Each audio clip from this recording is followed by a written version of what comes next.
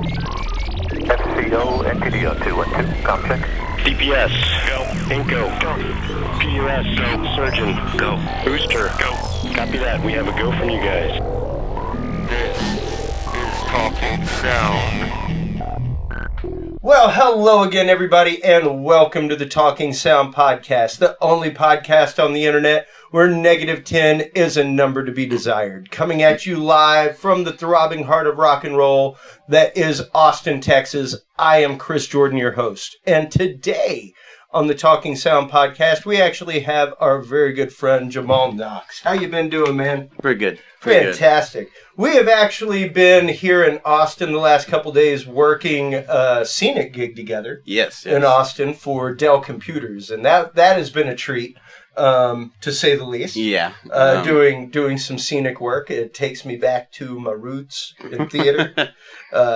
But Jamal is actually a local audio engineer as well as a local musician, and that's why we're having him on today. So tell us a little bit about the two projects that you're in, Jamal, The Wanderers and Good Day Paradise. Okay, so I'll start with Good Day Paradise. They're a pop punk band local here in Austin. Mm-hmm. They're really some of them are from San Marcos, and they're just a group of guys who I knew in high school. We sort of used to compete in bands in high school, and after high school they started doing some things. That they came to me that they wanted a record done. I said, hey, I'll do a record for you. It was my first record that I've done, and I'm super proud of it. Nice. They came out. It's been a huge success for them. They needed a guitarist, so I decided, you know what? Since I already sort of recorded on the record anyways, let's go ahead and let's do it. Heck yeah, let's play out with them. And how long have you guys been together as that lineup? That's only been for the past 6 months. Okay, about half a year. And how have things been received? It's been good. It's been real good, actually. Anybody who's come from like their earlier fans will all say that they like it with two guitars better than one. Oh, fantastic, fantastic. And what about the Wanderers? In that band, you actually switch instruments and you play drums. I play drums, yes. That one's actually kind of a funny story because I was in school for audio engineering, and our final project, I worked with a guy, and he actually found this guy. His name is Jeremy Booth. He's the leader for the Wanderers, I guess. We'll say the leader. Okay. But we linked up. Originally, the class had me do a project. We were supposed to mix these guys. His drummer didn't show up for the session one day, so I just I said whatever. I'll just jump in on the session real quick. Never heard the song before. We played it. Sounded great. Mixed it. He loved the stuff. He decided, hey, let's do a record together. And so nice. We've been making a record for the past 4 months as well. But about 4 or 5 months. Oh, wow. We've fantastic. been doing this record. We just finished today, actually. Oh, great. I just sent the last of the masters today. Oh, so yeah. That's great. How many tracks is the album? The album is 9 tracks. Oh, 9 fantastic. tracks. Well, I mean, we definitely need to get you guys in the studio here. Yeah. Most def, yeah. Have y'all on the podcast, because, I mean, we love having local artists on. Yeah. All kinds Sweet, of stuff. yeah. The boys will love it. Yeah. I mean, which one would you say that because you're kind of like me, you play multiple instruments, neither guitar nor drums, if I'm not mistaken, are actually your first instrument. No, neither one of them. What was your first instrument? Piano, actually. Piano. Yes. And I've actually heard you play. You play very well. I appreciate it. And it's great. I love meeting people that are Swiss Army knives, as I put it. Jack of all trades. Yeah, and you're definitely one of those where not only are you a Swiss Army knife as far as music goes, but you're a Swiss Army knife as far as a tech goes. Yeah, you're multidisciplined as far as that. And where did you go to school for audio? I actually went to ACC. Okay. But most of my training actually began before that. All right. I met a guy. Tell us a little bit about that. Yeah, I met a guy in high school. His name was Brian. He's an engineer around town, Brian Ramos. Okay. And he actually ran this after-school program called Beat Lab. And he just, from the minute I saw him do what he did, I was just really big into making music back then. And he was able to make my shit sound awesome. And I was like, okay, I want to do what you do because I want to be a maker of awesome shit.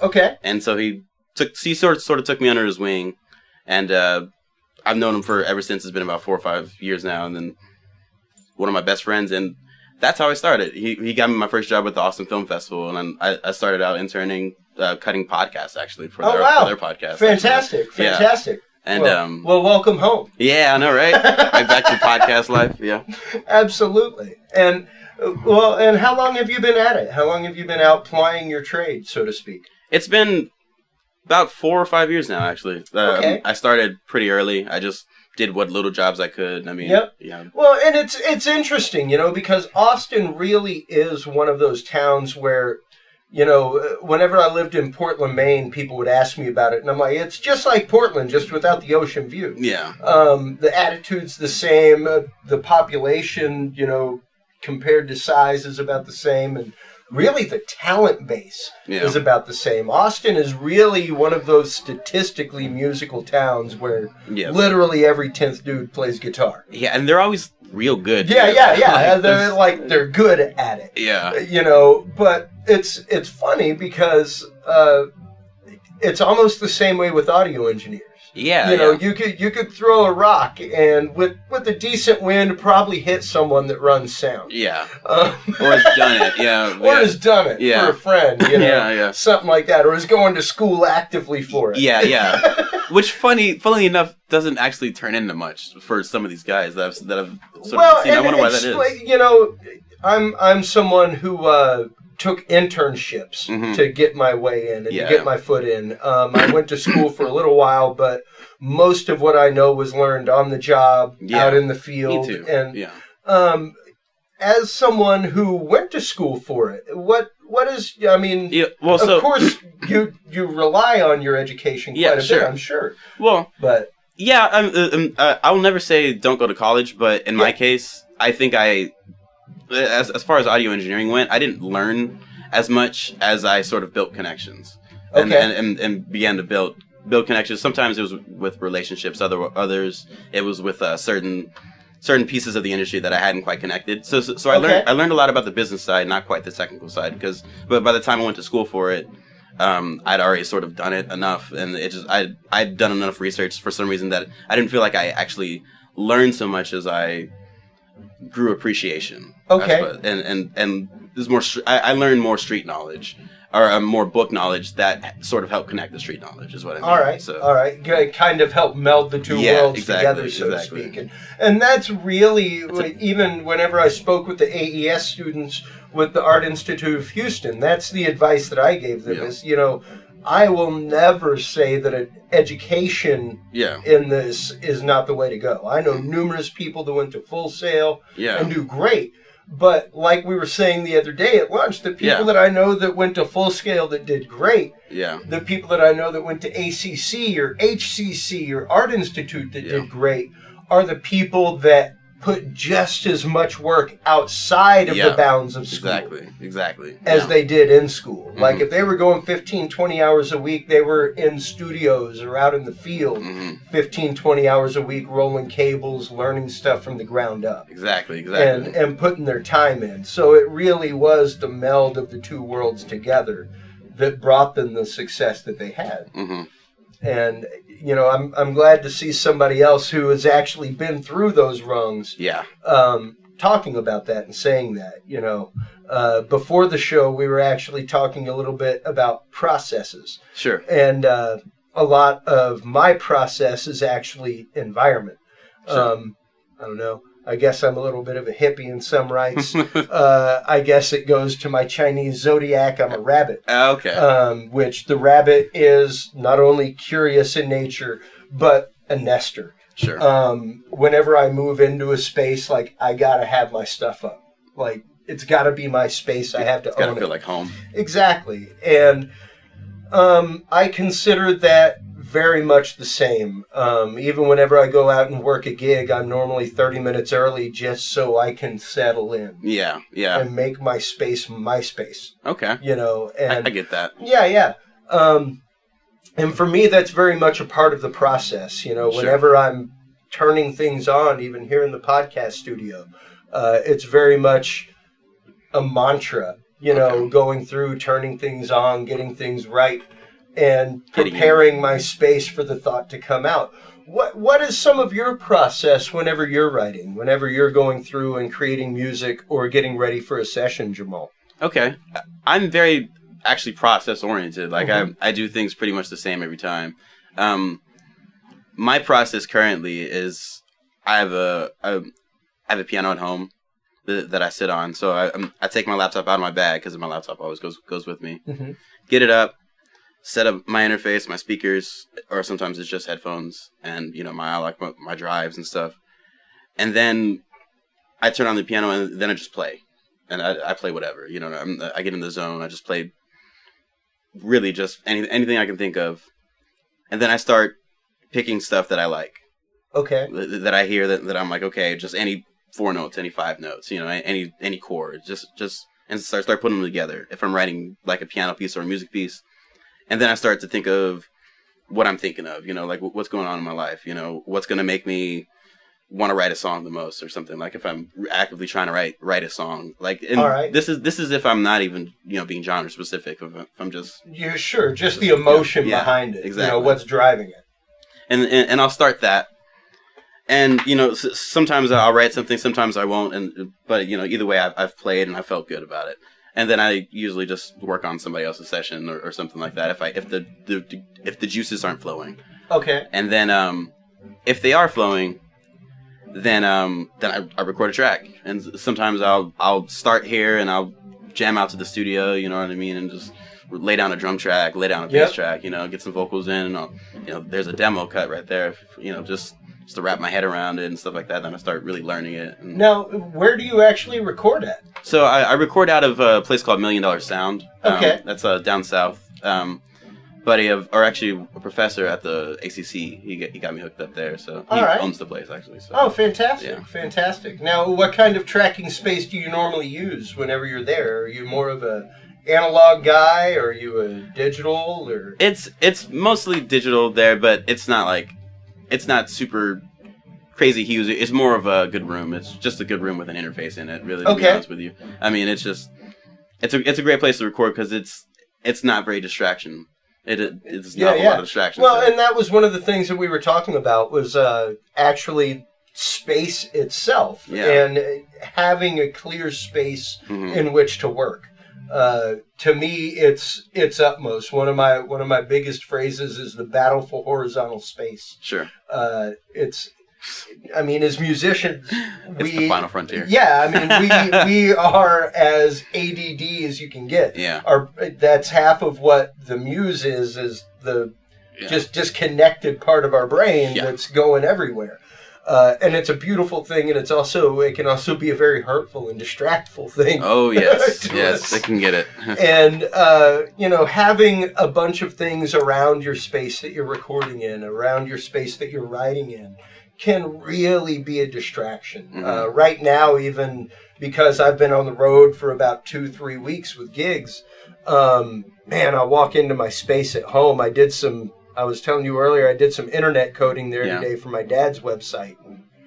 I could not get out of that place fast enough. Oh my gosh. And it hurts me to say that because that is where I live. I love that space, but just too impressive. Man, there's microphones all over the place and cables coiled up on my recording console and a couple of laptops thrown. It's like somebody took the Scarecrow apart and just threw wires all over my studio right now. It's horrifying, the state that it's in. I get like that too, because I'll go home sometimes and try to get in my space, but I can't do it because my kitchen's like a mess or something. Yeah. If the space around me, or I won't eat if my kitchen's a mess. Yeah. You know what I mean? Yeah. Because you literally just don't want to add to the mess, man. That's more that I have to pick up later. Yeah. That's horrifying. I don't want to do that. Yeah. And playing, it just makes you crazy. It's just absolutely. Well, and it really does distract from the task at hand, and it can keep the creativity away. Yeah. Like we were saying before the podcast, it's the fact that by the time you've gotten your space ready, and it's taken you 30, 40 minutes to straighten up and get things right, where nothing is in your way. You're done. You're done. You've tapped your energy already. Yeah. And how many times is that the case? Yeah. interesting that you were bringing up metal before the show. One of Yeah. my favorite bands, actually, is Pantera. Oh, yes. I love Pantera, big Texas rock fan. And one of my favorite quotes about that is actually from Dimebag Darrell. And they asked them in an interview years ago, I want to say it was in Guitar Player, how they come up with the licks that they have. Yeah. Like your licks are so signature and so epic. How do you write those? And he's like, honestly, half the time it's in mid-jam. Yeah. Like, I don't remember it. It's the fact that I record every rehearsal. Mm-hmm. I've heard that a lot, and I've really tried to start to do that. Yeah, and I started doing it with bands years ago, that every rehearsal I came to, we would at least have some sort of recording. Everybody would bring a thumb drive, and you walked off with an MP3 of rehearsal. Yeah. Don't listen to it tonight, because you'll pick yourself apart, but listen to it tomorrow on the way to work. Yeah. Between rehearsals, listen to it, just like football footage. That's actually really smart. That's a good idea, too. That's something I could definitely bring. Well, yeah, absolutely. And it's something so simple. Yeah. Most of the time you've got some sort of four-banger mixer or something set up in the like rehearsal space for vocals to go through. Exactly. You'll at least have a reference. Yeah. But for everybody to go through between Tuesday and Friday's rehearsal and listen to that, and listen, and find, oh man, that was a sweet part, and be able to go back and listen to it again.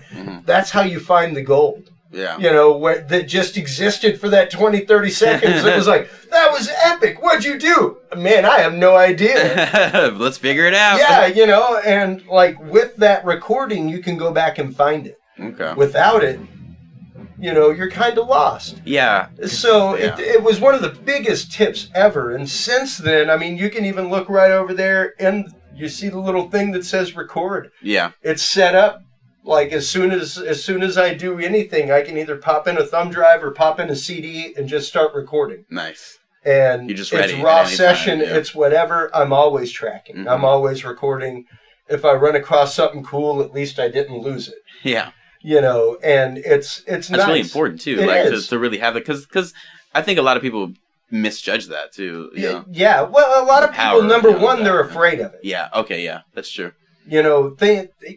Because they start to think perfectionist. They start to think studio. Yeah.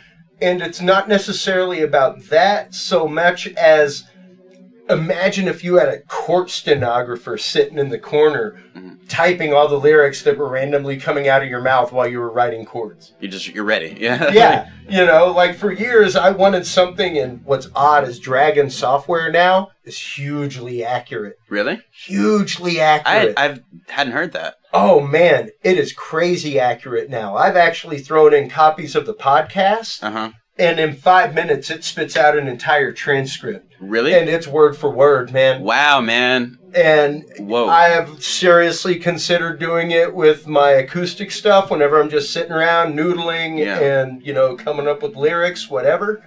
To be able to just throw that into Dragon and see what comes out, see what I was just noodling around with in my head with vocals.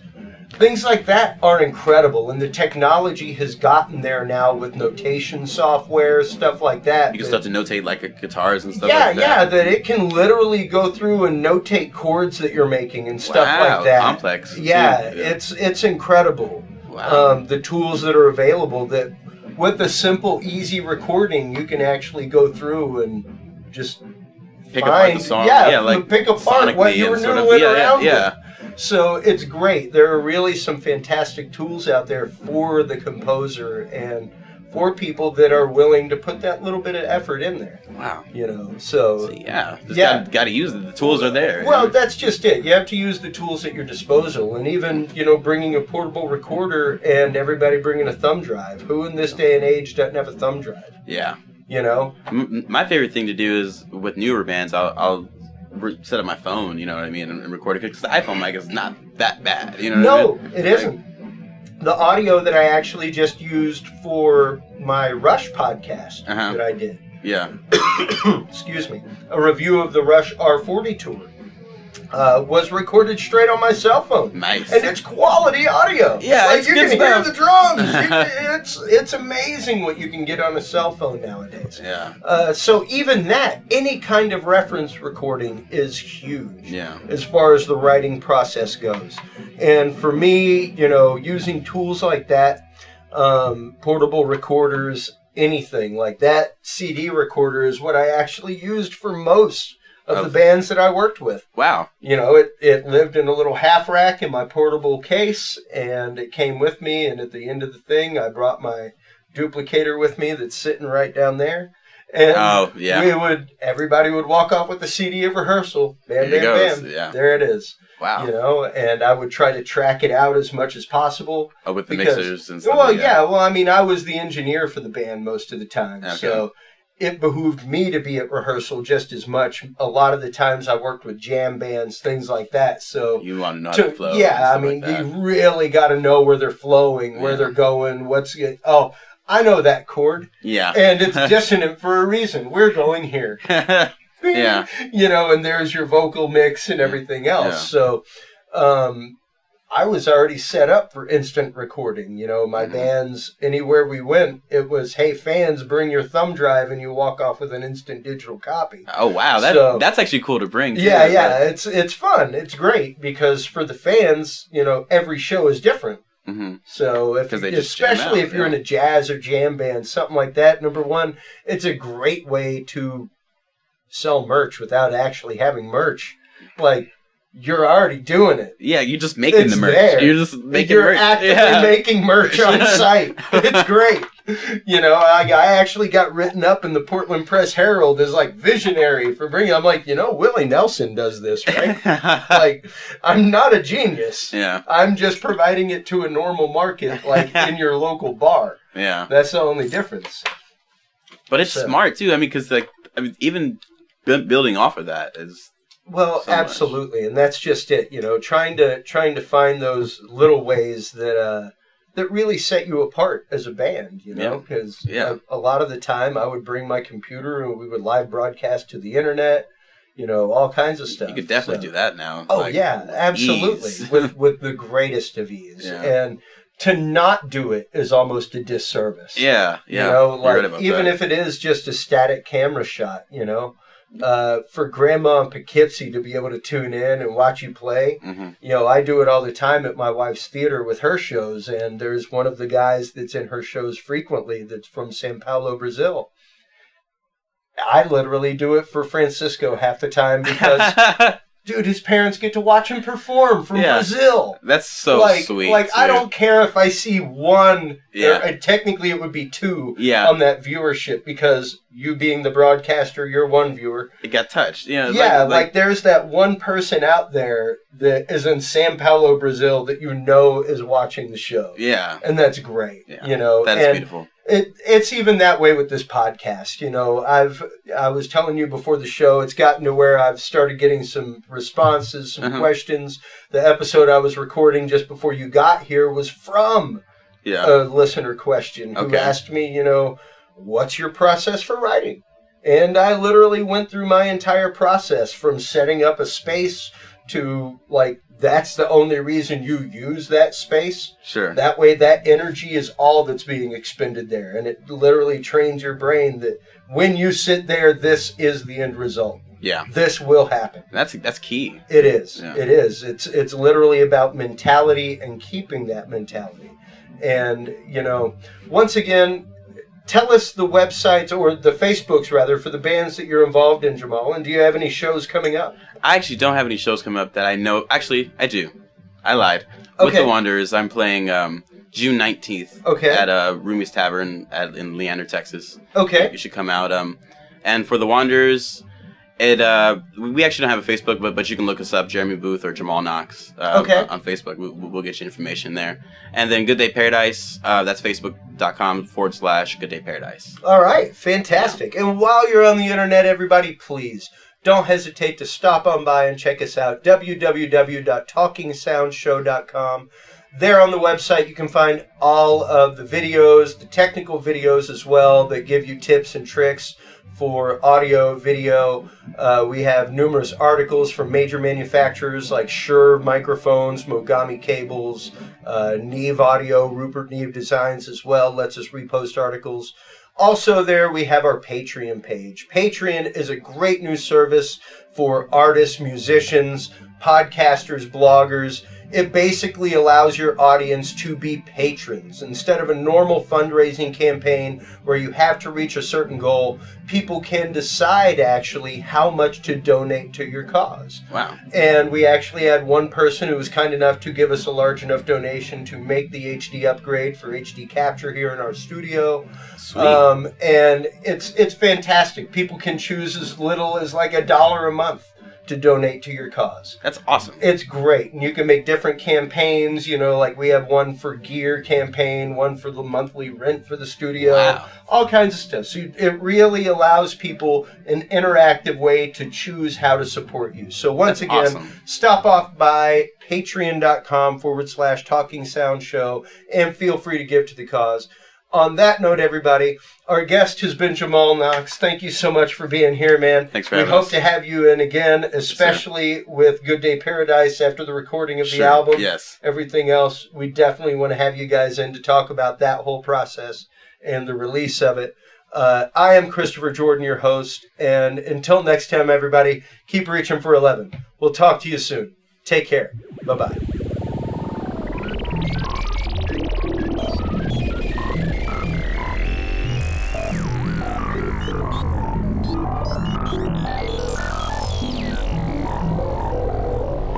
This is Talking Sound.